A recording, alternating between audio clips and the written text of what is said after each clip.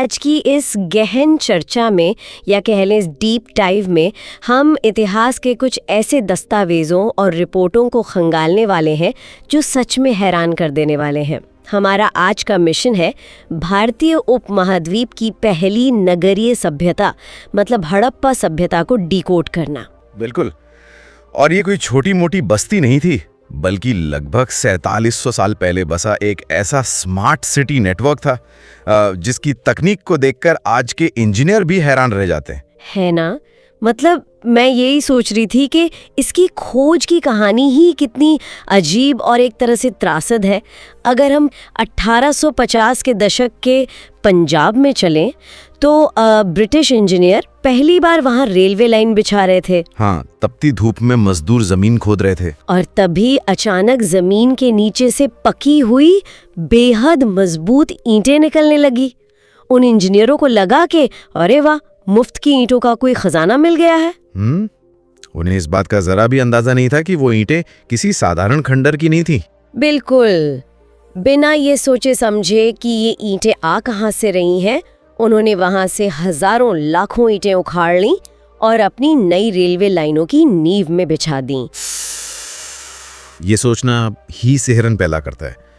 एक आधुनिक यातायात व्यवस्था बनाने के चक्कर में उन्होंने अनजाने में 4700 साल पुरानी एक महान सभ्यता की कई बेशकीमती इमारतें हमेशा के लिए नष्ट कर दी। सच में ये इतिहास का बहुत बड़ा नुकसान था। वो तो भला हो उन पुरातत्ववेदों का जिन्होंने उसके लगभग 80 साल बाद मतलब 1920 के दशक में इस जगह की विधिवत खोज की। तब जाकर दुनिया को पता चला कि जिन पकी ईंटों पर ट्रेनें दौड़ रही थीं वे इस उपमहाद्वीप के सबसे प्राचीन नगर का हिस्सा थी। और चूंकि सबसे पहले हड़प्पा नाम की जगह खोजी गई थी तो इसे हड़प्पा सभ्यता कहा जाने लगा। आज हमारे पास जो सोर्सेज हैं उनमें हड़प्पा के अलावा मोहनजोदाड़ो, लोथल, धौलावीरा, कालीबंगा और राखीगढ़ी जैसे प्रमुख नगरों का जिक्र है। हाँ, जो आज के भारत और पाकिस्तान में फैले हुए हैं। और जब ये शहर जमीन के नीचे से बाहर निकले तो सबसे पहली चीज जिसने दुनिया को चौंकाया वो थी इनकी बनावट। बनावट से आपका मतलब है उनका टाउन प्लानिंग? बिल्कुल। ज्यादातर शहरों को बहुत ही योजनाबद्ध तरीके से दो हिस्सों में बांटा गया था। पश्चिमी हिस्सा और पूर्वी हिस्सा, है ना? सही कहा। पश्चिमी हिस्सा, जिसे नगर दुर्ग या सिटाडेल कहते हैं, वो इलाके में काफी छोटा होता था, लेकिन उसे एक ऊंचे चबूतरे पर बनाया गया था। और दूसरा था पूर्वी हिस्सा, जिसे निचला नगर कहते हैं। अच्छा, तो निचला नगर काफी बड़े इलाके में फैला था जहां शायद आम लोग रहते थे। हाँ, वो जमीन के निचले स्तर पर था। अगर हम इसे आज के नजरिए से समझें तो क्या पश्चिमी हिस्सा आज के वीआईपी जोन की तरह था? मतलब ऊंचाई पर शायद शहर के सबसे अमीर लोग या शासक रहते होंगे और निचले हिस्से में आम जनता। या थोड़ी सी गलतीफहमी हो सकती है। मैं इसे आधुनिक वीआईपी जोन कहने से बचूंगा। अच्छा, ऐसा क्यों? क्योंकि आज के दौर में वीआईपी इलाके का मतलब होता है आलीशान घर और लग्जरी। लेकिन जब हम हड़प्पा के नगर दुर्ग को देखते हैं तो वहां हमें बड़े बड़े महल नहीं मिलते।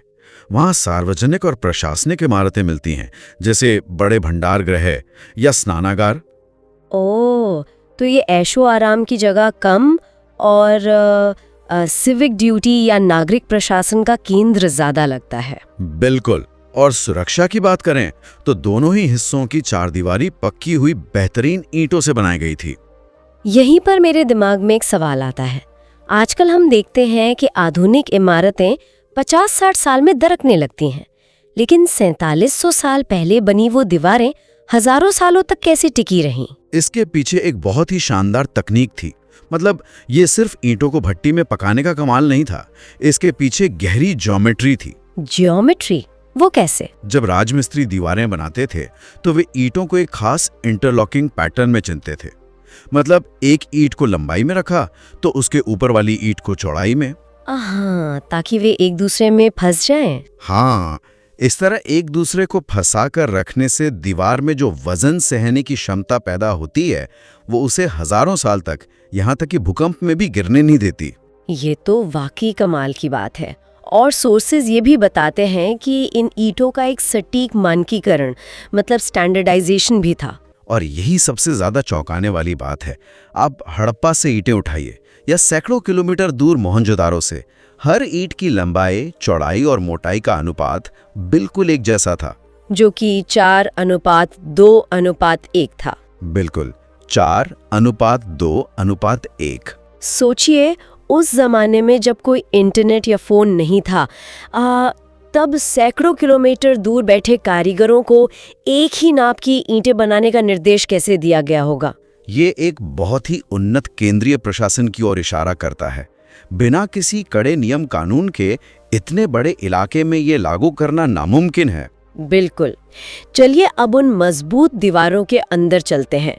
अगर बाहरी प्लानिंग इतनी चुस्त थी तो आम लोगों के रहने की क्या व्यवस्था थी? घरों का लेआउट कैसा था? निचले नगर के जो घर मिले हैं वो भी वास्तुकला का बेहतरीन नमूना है।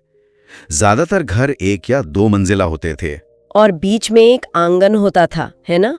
मैंने पढ़ा था कि आंगन के चारों ओर कमरे होते थे। हाँ बिल्कुल, और निजता यानी प्राइवेसी का बहुत ध्यान रखा जाता था। लेकिन जो चीज इन घरों को सच में स्मार्ट बनाती है वो है पानी और साफ सफाई का इंतजाम। मतलब ड्रेनेज सिस्टम और पानी की सप्लाई दोनों। लगभग हर घर में अपना एक अलग स्नान घर होता था और कई घरों में निजी कुएं भी थे। और जहां इस्तेमाल किया हुआ पानी होगा वहां ड्रेनेज की जरूरत पड़ेगी ही। हमारे दस्तावेज बताते हैं कि हड़प्पा का ड्रेनेज सिस्टम दुनिया की किसी भी समकालीन सभ्यता से कहीं ज्यादा उन्नत था। बिल्कुल, उनकी नालियां पूरी तरह से पकी ईंटों से ढकी हुई होती थीं, और सिर्फ ढकी हुई नहीं, उनमें भौतिक विज्ञान का इस्तेमाल किया गया था। अच्छा, वो ढलान वाला कंसेप्ट। हाँ, नालियों को बिल्कुल सीधा नहीं बनाया जाता था।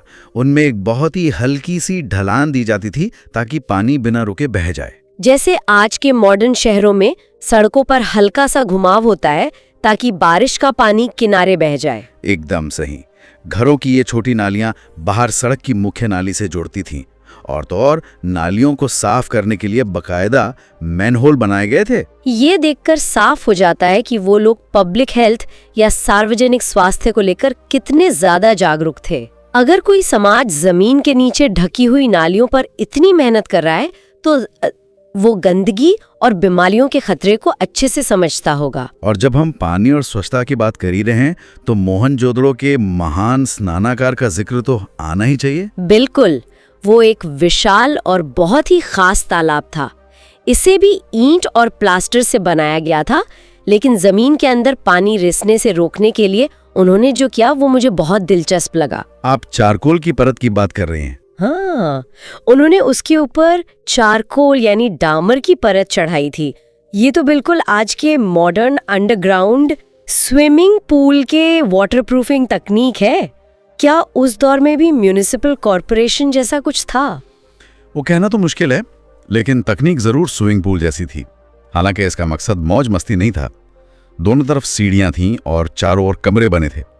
इतिहासकार मानते हैं कि ये किसी विशेष धार्मिक या अनुष्ठानिक स्नान के लिए था। शायद किसी खास अवसर पर नागरिक वहां स्नान करते होंगे। बिल्कुल। और धार्मिक अनुष्ठानों की बात करें तो कालीबंगा और लोथल जैसे नगरों से हमें अग्निकुंड भी मिले हैं, जहां संभवतः यज्ञ होते होंगे। हाँ, और हड़प्पा व मोहनजोदड़ो में बड़े बड़े भंडार गृह यानी ग्रेनरीज मिली हैं, जहां अनाज सुरक्षित रखा जाता था। ये दिखाता है कि समाज में कई तरह के लोग थे। मतलब शासक भी थे जो इन स्नानागारों और भंडार गृहों का प्रबंधन करते थे, लिपिक भी थे जो लिखना जानते थे, और शिल्पकार भी थे। बिल्कुल, शिल्पकारों का वर्ग बहुत बड़ा था। इसमें पुरुष और महिलाएं दोनों शामिल थीं, जो दिन रात नई नई चीजें बनाते थे। और बच्चों के खेलने के लिए पकी मिट्टी या टेराकोटा के खिलौने भी मिले हैं। लेकिन एक बुनियादी सवाल दिमाग में आता है, अगर शहर के लोग प्रशासन, व्यापार और शिल्प में लगे थे तो उनके लिए अनाज कहाँ से आता था? यहीं पर गांव और शहर का तालमेल दिखता है। शहरों के बाहर रहने वाले किसान और पशुपालक शहर वालों को खाना सप्लाई करते थे, जैसे गेहूं, जौ, मटर, धान और तिल वगैरह। हाँ, और खेती के लिए उन्होंने एक नई चीज का इस्तेमाल शुरू किया था, हल। जमीन जोतने के लिए हल का इस्तेमाल एक बहुत बड़ा कदम था। लेकिन खुदाई में लकड़ी के असली हल तो नहीं मिले होंगे, क्योंकि वो नष्ट हो गए होंगे। बिल्कुल नहीं बचे, लेकिन हमें टेराकोटा के बने छोटे छोटे खिलौना हल मिले हैं, जिससे साबित होता है कि वे इसका इस्तेमाल करते थे। अरे वाह, खिलौनों से इतिहास का पता लगाना कितना दिलचस्प है। अब अगर शिल्प और उद्योग की बात करें तो हड़प्पा के लोग सिर्फ मिट्टी के बर्तन नहीं बनाते थे, वो धातु कर्म में भी निपुण थे। बहुत निपुण। तांबे और कांसे से औजार व हथियार बनते थे, सोने और चांदी से गहने और बर्तन बनाए जाते थे, और कार्निलियन पत्थरों से बेहद सुंदर मनके और चट पत्थर से सटीक बांट बनाए जाते थे।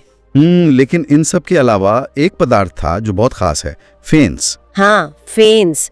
मैं अक्सर सोचती हूँ कि प्राचीन लोग सिर्फ पत्थर काटते थे, लेकिन वे तो लैब में कृत्रिम मतलब आर्टिफिशियल चीजें बना रहे थे। बिल्कुल, फेंस कोई प्राकृतिक पत्थर नहीं है। इसे बालू या स्फटिक के चूर्ण को गोंद में मिलाकर बनाया जाता था और फिर उस पर नीली या समुद्री हरी परत चढ़ाई जाती थी, है ना? हाँ, इसका निर्माण ये दिखाता है कि उनके पास तापमान को नियंत्रित करने और बुनियादी रसायन विज्ञान यानी केमिस्ट्री की बहुत अच्छी समझ थी। और कपड़ों के मामले में भी वे बहुत आगे थे। 7000 साल पहले मेहरगढ़ में कपास की खेती होती थी।